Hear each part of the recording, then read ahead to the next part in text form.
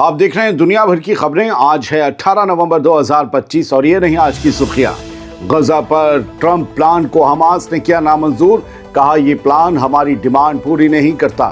Hamas ने हथियार डालने से किया इनकार, बढ़ सकती है तकरार। यूएन में वोटिंग के बाद रूस का सख्त बयान, कहा गजा के लोगों पर एक्सपेरिमेंट्स कर सकता है अमेरिका। वेस्ट बैंक में हुआ हमला, कई इसराइलियों के मारे जाने और जख्मी होने की खबर। अल-अक्सा मस्जिद के इमाम पर मुकदमा शुरू, फलस्तीन के हक में बोलने की मिली सजा। सऊदी अरब में ही दफनाई जाएंगी 45 इंडियंस की लाशें, मुआवजा मिलना भी मुश्किल, हादसे का हुए थे शिकार। गैंगस्टर लॉरेंस बिश्नोई के भाई को लाया जाएगा भारत, बाबा सिद्दीकी और सिद्धू मूसेवाला के मर्डर का है इल्जाम। और नॉर्थ कोरिया ने अमेरिका को दी वार्निंग, तो जापान और चाइना के बीच बढ़ गई दुश्मनी, चीन ने दर्जनों फ्लाइट्स की कैंसिल। ये भी कुछ हेडलाइंस, इनके अलावा भी हैं कई अहम खबरें। आजाद बोल इंडिया में आपका खैर मकदम है। मैं हूं आदिल खान आजाद और ये है स्पेशल प्राइम टाइम शो दुनिया भर की खबरें। तो चलिए शुरू करते हैं तफसील से खबरों का ये सिलसिला। गजा पर ट्रंप प्लान को हमास ने नामंजूर कर दिया है। हमास ने कहा यह करार हमारे जख्मों पर नमक है, मरहम नहीं। कुछ घंटों पहले यूनाइटेड नेशन सिक्योरिटी काउंसिल ने ट्रंप के गजा प्लान को हरी झंडी दे दी। हमने ये खबर आपको सुबह बताई थी, लेकिन अब इस पर रिएक्शंस आ रहे हैं। तो इस प्लान को झंडी दे दी गई, हरी झंडी, यूएनएससी में cease fire, international stabilization force और गजा में नई सिक्योरिटी सेटअप की बुनियाद इस बड़े करार का हिस्सा है। लेकिन फलस्तीनी रेजिस्टेंस मूवमेंट हमास ने इसे सीधे ठुकरा दिया। उसका कहना है कि ये रेजोल्यूशन फलस्तीनियों की असल सियासी और इंसानी डिमांड्स को, ज़रूरतों को छूता भी नहीं, तो पूरा क्या करेगा, ये टच कर भी नहीं निकलता हमारी ज़रूरतों को। हमास के बयान में सबसे बड़ा ऑब्जेक्शन है वो इस बात पर था कि यूनाइटेड नेशन का ये प्लान गजा पर एक इंटरनेशनल ट्रस्टीशिप थोपने जैसा है, एक ऐसी फोर्स के साथ जिसकी ड्यूटी में डिसआर्ममेंट यानी कि हमास के हथियार छुड़वाना भी शामिल है। हमास ने कहा यह करार हमारे लोगों के हक, हमारी जद्दोजहद, हमारी सरजमी की हिफाजत के खिलाफ है। गजा पर बाहर से हुक्मरानी करना हमारी आवाम और उसके किसी धड़े को मंजूर नहीं, यह हमास का बयान है। दोस्तों, यूनाइटेड नेशंस का ये कदम गजा में एक नए इंतज़ाम की तरफ इशारा कर रहा है, लेकिन हमास का जवाब भी उतना ही साफ है, यानी गजा का मुस्तकबिल बाहर से नहीं लिखा जाएगा, गजा के लोग ही डिसाइड करेंगे।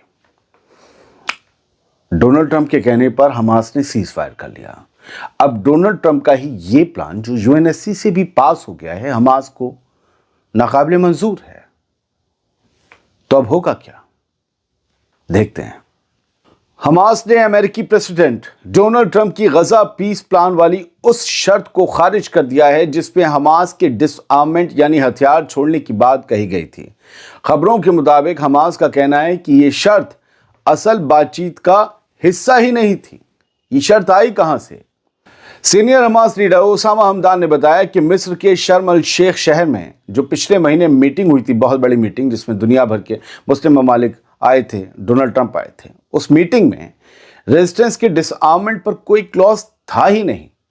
ओसामा हमदान ने कहा हम पर यह फॉर्मूला थोपना काबिल कबूल नहीं कि या तो हमें मरना होगा या सरेंडर करना होगा। नहीं, इन दोनों सूरतों में हम राजी नहीं हैं, हम अपने हथियार नहीं डालेंगे।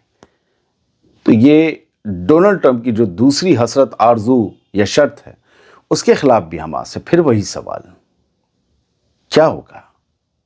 बढ़ते आगे, इस्राएली प्राइम मिनिस्टर बेंजामिन नेतन्याहू ने यूएन सिक्योरिटी काउंसिल में पास हुए उस प्रपोजल की तारीफ की है जिसमें अमेरिकी प्रेसिडेंट डोनाल्ड ट्रंप का गजा पीस प्लान लागू करने की बात शामिल है। मतलब डोनाल्ड ट्रंप ने जो प्लान बनाया था उसके ऊपर यूएनएससी में जो है वोटिंग हुई, अब वहां से वो पास हो गया तो वो अमल में आ जाएगा प्लान। नेतन्याहू ने इस वोटिंग के बाद ट्रंप और उनकी टीम का शुक्रिया अदा किया और कहा कि उनकी कोशिशों से ये डील आगे बढ़ पाई है। असल में इसमें इसराइल के लिए बहुत फ़ायदा है। आईडीएफ भी अभी गजा में रहेगी, ये भी है इसमें, और फ़लस्तीनी रेजिस्टेंस मूवमेंट्स के हथियार छीने जाएंगे, ये भी इसमें दर्ज है। यानी इसराइल के दुश्मनों के दांत तोड़ दिए जाएंगे हमेशा के लिए। इसीलिए नेतन्याहू इस प्लान का शुक्रिया अदा कर रहा है। यूनाइटेड नेशंस में वोटिंग के बाद रूस की तरफ से एक बड़ा सख्त बयान आया, वो सुन लीजिए। अमेरिकी प्रपोजल पर हुए यूएन वोट में रूस ने अब्सटेन करने की वजह साफ लफ्जों में बता दी कि हम गैर हाजिर क्यों थे। लोग कह रहे हैं वीटो क्यों नहीं किया। खैर छोड़िए। रूस के यूएन एम्बेसडर वासिली नेबेंजिया ने कहा कि पूरी स्कीम फ़लस्तीनियों को साइडलाइन करने वाली है और अमेरिका गुड फेथ में काम करता हुआ बिल्कुल नज़र नहीं आता। नेबेंजिया ने वार्निंग दी कि ये डॉक्यूमेंट कहीं ऐसा फिग लीफ ना बन जाए जिसके पीछे अमेरिका इसराइल और कब्जे वाले फ़लस्तीनी इलाकों में बेतहाशा एक्सपेरिमेंट्स करता रहे। अमेरिका, ये रूस को डर है, इसीलिए उन्होंने कहा कि हम अब्सटेन रहे हैं। रूस का कहना है कि इस नई इंटरनेशनल स्टेबलाइजेशन फोर्स जिसे आईएसएफ कहा जाता है उसका पूरा ढांचा ऐसा बनाया गया है कि ये पूरी तरह ऑटोनोमस चलेगी। फ़लस्तीनी अथॉरिटी की राय या पोजीशन का कोई लिहाज नहीं होगा और इससे गजा और वेस्ट बैंक के फासले और ज़्यादा पुख्ता हो जाएंगे। ये पूरी तरीके से एक परमानेंट डिवीज़न हो जाएगा फ़लस्तीन का। नेबेंजिया ने कहा कि ये सब कॉलोनियल तर्ज अमल जैसा लगता है, ठीक वैसा जैसा ब्रिटिश मैंडेट ऑफ फ़लस्तीन के दौरान हुआ था जब फ़लस्तीनियों की राय को गिना ही नहीं जाता था। दोस्तों बढ़ते हैं आगे। वेस्ट बैंक में हेब्रोन के पास गश इत्जियोन जंक्शन पर एक कार रैमिंग हमला हुआ। इसराइली आर्मी रेडियो के मुताबिक 3 हमलावरों ने गाड़ी चढ़ाकर लोगों को टक्कर मार दी, जिसमें कम से कम 1 इसराइली मारा गया और 3 लोग जख्मी हुए। हमले के बाद टक्कर के बाद दोनों हमलावर या तीनों हमलावर गाड़ी से उतरे और चाकू से हमला करने की कोशिश करने लगे। इसी दौरान इसराइली फोर्सेस ने उनके ऊपर गोलियां चलाकर उनकी जान ले ली। ये एक बड़ा हमला है जो हुआ है वेस्ट बैंक के इलाकों में इसराइलियों पर, क्योंकि वो वहाँ भी रहते हैं, और इसके बाद फ़लस्तीनियों पर एक नई मुसीबत टूट पड़ी है। कुछ खबरें और बड़ी हेडलाइंस यहाँ से ले लेते हैं। Israel tries Al Aqsa imam Ekrima Sabri over alleged incitement. Ekrima Sabri साहब जो हैं अल-अक्सा मस्जिद के इमाम हैं और इनके ऊपर आज एक केस चलना शुरू हो गया है। इनके ऊपर लोगों को उकसाने, फ़लस्तीनियों को भड़काने, इसराइली हुकूमत के ख़िलाफ़ तकरीर करने और 2024 में इस्माइल खानिया के मारे जाने के बाद उनके लिए दुआ करने और उनके बारे में बात करने पर जो है इनके ऊपर ये मुकदमा चलाया गया है। बल्कि जो असल मुकदमा की शुरुआत है वो 2022 में इनकी तकरीर, जिसमें ये इसराइली हुकूमत पर मजम्मत कर रहे थे, उसकी मजम्मत कर रहे थे, उस मामले में चलाया गया है और फ़लस्तीनियों के रेजिस्टेंस के हक़ में बोल रहे थे। कोई इसराइल के हुक्मरानों से पूछे, ये फ़लस्तीनी वो फ़लस्तीनी, ये उनके हक़ में नहीं बोलेंगे तो क्या इतमार बेन-गुवियर को बोलेगा? बताओ ना। आप उनकी ज़मीनें कब्जाते हो, वहाँ नाजायज़ इलीगल जो सेटलर्स हैं उनकी इलीगल बस्तियाँ बनाते हो, तो ये मजम्मत नहीं करेंगे तो क्या करेंगे? कहेंगे आओ पेठा खा लो। कमाल की बात है यार, मतलब ऐसी मोनोपोली चल रही है। कुछ यही हिटलर के ज़माने में चलती थी, अम्मी अम्मी करके रोते थे, और आज वही सब कुछ खुद कर रहे हैं। कुछ से नहीं सीखा हिटलर के जुल्मों से। मस्जिद अल-अक्सा का मकाम क्या है ये सोच लेना चाहिए इसराइल को। एक बुरी खबर है, बुरी तो हो ही चुकी है, उसमें थोड़ी सी और बुरी है कि जो परसों और कल की रात जो एक बड़ा हादसा हुआ था, ज़ायरीन जो गए थे उम्रा करने, ख़ास तौर से भारत से 45 लोग मदीना से करीब ही में मारे गए जब वो उम्रा करके मक्का की तरफ से मदीना जा रहे थे। तो 25 किलोमीटर पहले उनकी बस खड़ी थी, उसमें एक तेल टैंकर, ऑयल टैंकर था, उसने टक्कर मार दी और सारे लोग वहाँ पर जल के मर गए। एक ही ख़ानदान से 18 लोग भी थे, 9 बच्चे भी थे उसमें। सऊदी अरब में ही 45 भारतीयों के शव दफनाए जाएंगे, दैनिक भास्कर की खबर है। मुआवजा भी उन्हें मुश्किल से मिलेगा और ये सब उम्रा करने के लिए गए थे। वो लिख रहे हैं जा रहे थे, उन्हें पता नहीं मदीना में उम्रा नहीं होता। खैर, तो ये लोगों को मुआवजा इसलिए मुश्किल हो जाएगा सऊदी गवर्नमेंट की तरफ से, क्योंकि वहाँ पर रोड एक्सीडेंट में मारे जाने पर कोई ऐसा मुआवजा नहीं है अनटिल एंड अनलेस कि उस ऑयल टैंकर की कंपनी जो उसे रन करती है उसकी गलती ना निकल आए एक्सीडेंट में, और जिनके लोग मारे गए हैं वो क्लेम ना करते हैं, फिर उन्हें मुआवजा देना पड़ेगा और इसकी प्रोसेस भी कई महीनों की है। लिहाजा इन लोगों को चॉइस दी जाएगी कि जन्नतुल बकी में, मदीना में इन सभी लोगों को जो मारे गए हैं इन्हें दफन किया जाए या उन्हें वापस इंडिया ले जाना चाहेंगे। जन्नतुल बकी का ऑप्शन कल ही पूरा हो जाएगा, दफन हो जाएंगे। इंडिया लाने में महीनों लग सकती हैं इन बॉडीज़ को, हफ्तों से महीनों।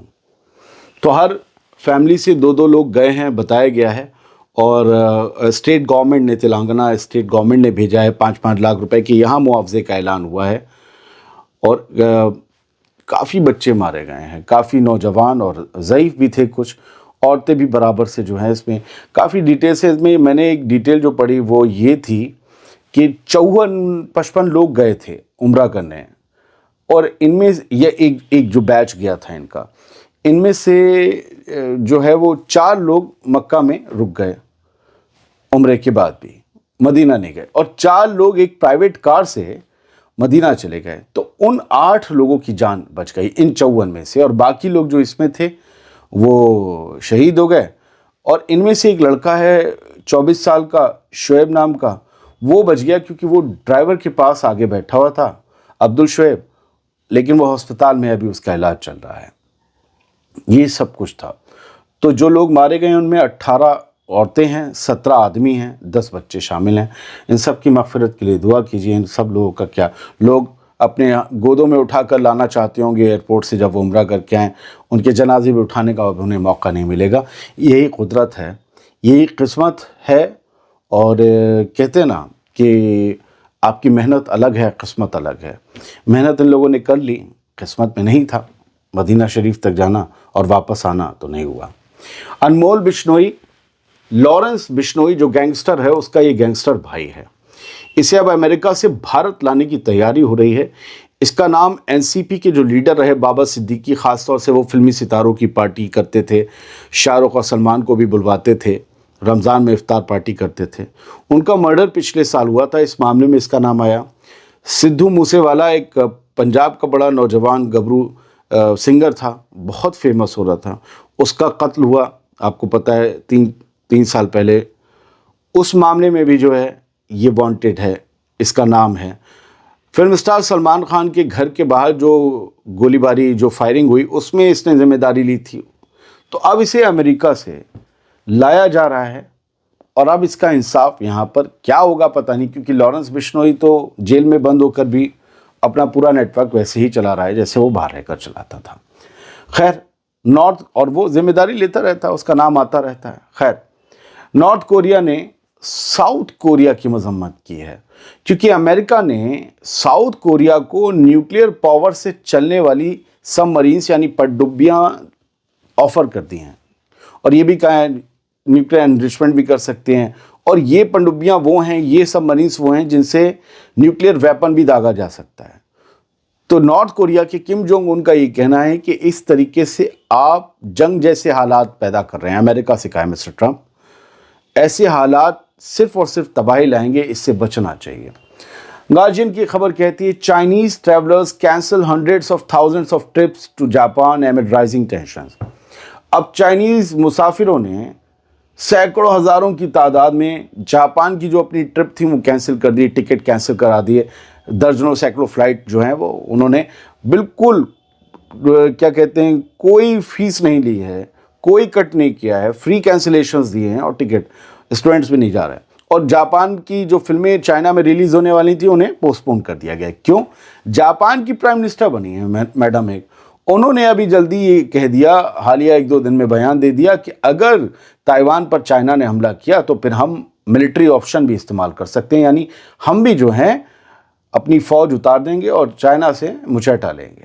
تو یہ جو پرائم منسٹر ہیں سانے تکائچی، ان کا یہ بیان چائنا کے حکام کو برا لگ گیا، ان کا ٹھیک ہے بھائی آ جاؤ۔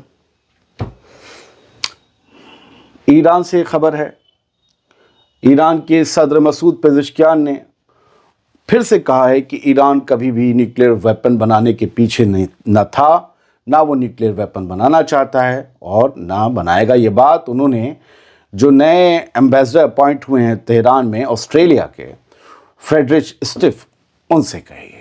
ایران بار بار صاف کرنا چاہتا ہے دنیا کو، وہ نیوکلیئر ویپن نہیں بنانا چاہتا، لیکن دنیا اس کے پیچھے پڑی ہے۔ بہت بہت شکریہ، سلامت رہیے، خوش رہیے۔